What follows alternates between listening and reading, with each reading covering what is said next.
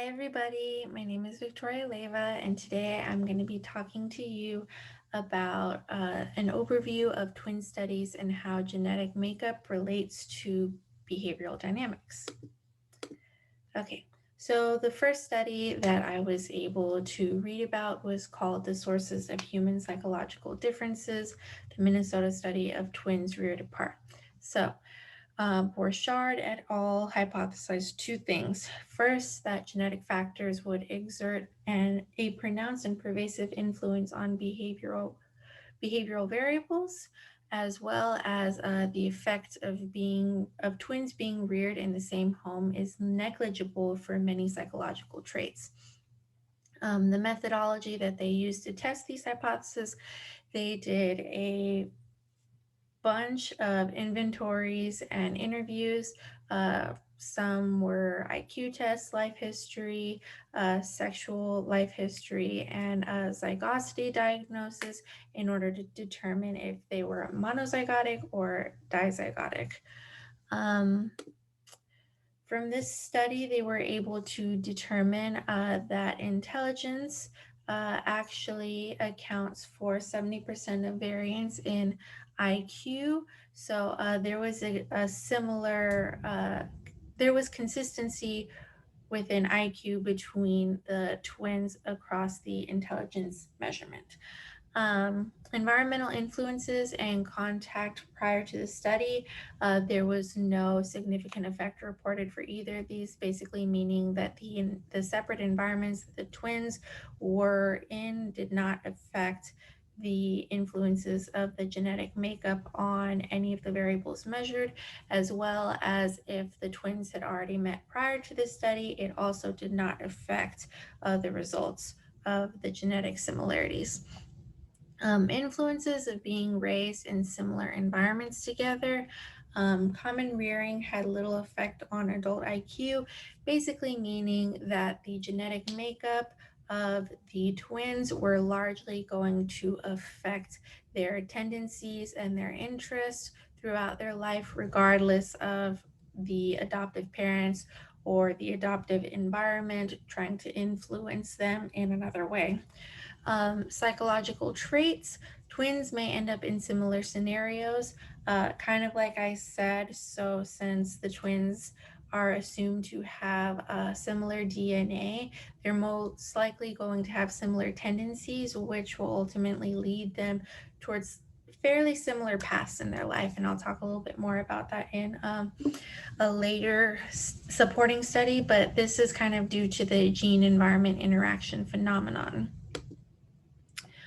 Um, so it is important to study things like this because twin studies are really the only way to actually control the environmental factors and only look at the genetic influences.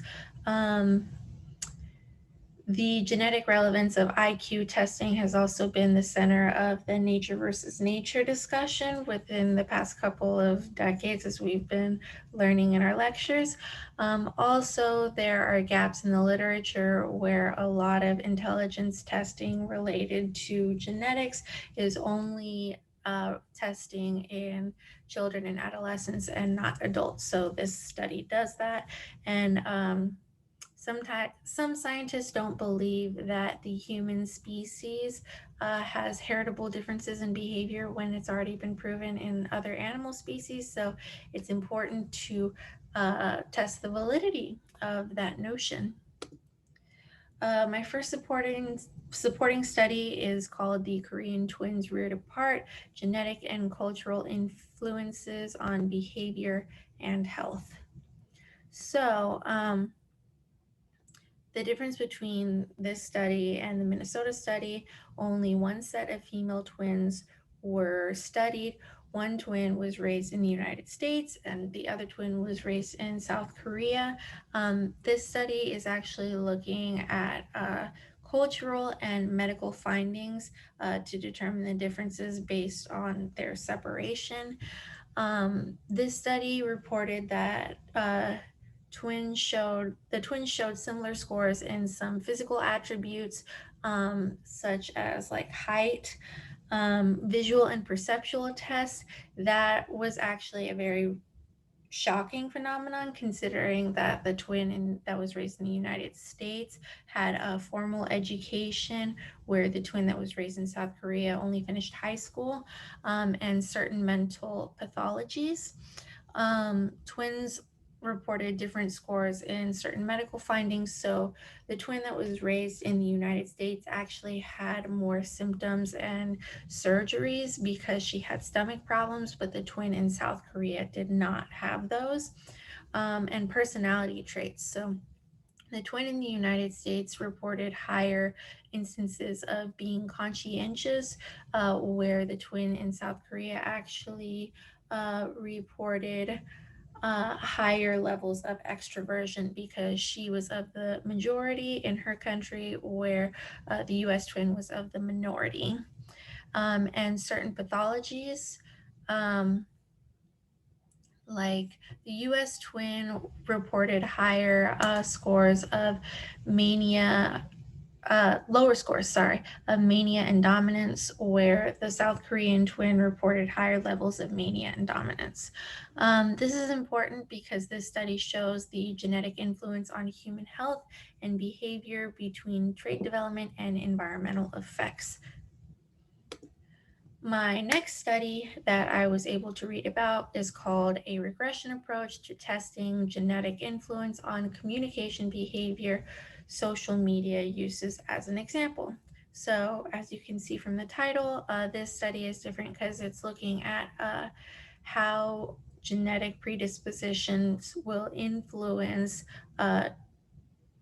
twins in their social media usages. So the variables that were tested were frequency of social media used to communicate with friends, and then another variable was communication with family, and the third variable was them kind of intersecting.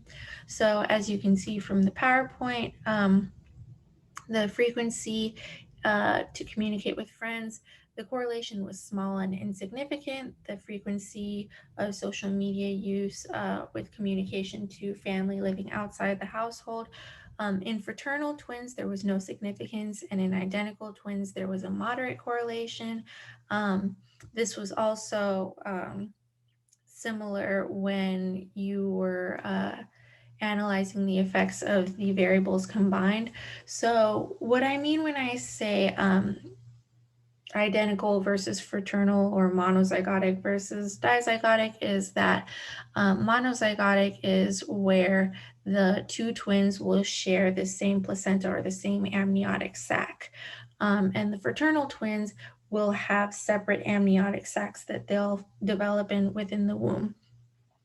So why is the results of this study important? Because there is limited research on the synthesis of both social and biometric models to understand communication behavior and social media effects.